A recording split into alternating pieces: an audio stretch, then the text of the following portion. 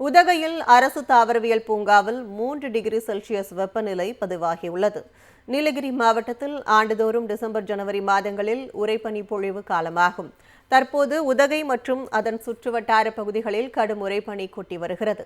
இந்நிலையில் கடந்த 2 நாட்களாக காலநிலையில் மாற்றம் ஏற்பட்டு கடும் பனி மூட்டத்துடன் கூடிய சாரல் மழை பெய்து வந்த நிலையில் நேற்று வெயிலின் தாக்கம் அதிகரித்து காணப்பட்டது. இன்று மீண்டும் உறைபனி பொழிவு அதிகரித்து காணப்பட்டது.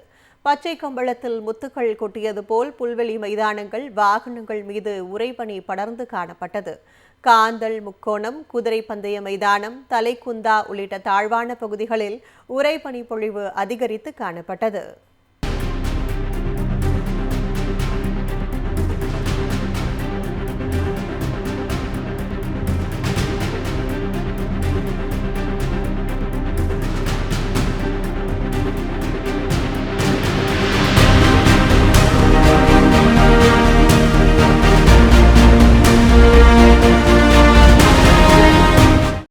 கடும் உறைபனி பொழிவால் மலைத்தோட்ட காய்கறிகளான கேரட், பீட்ரூட் உள்ளிட்ட காய்கறி பயிர்கள் மீது வெள்ளை கம்பளம் போற்றியது போல் உறைபனி படர்ந்து காணப்படுகிறது.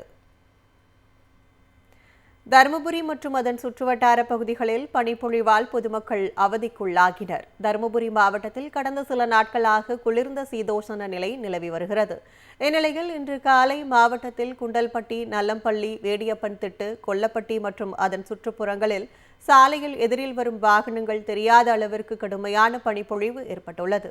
இதனால் சாலையில் வாகன ஓட்டிகள் முகப்பு விளக்குகளை எரியவிட்டவாறு சென்றனர்.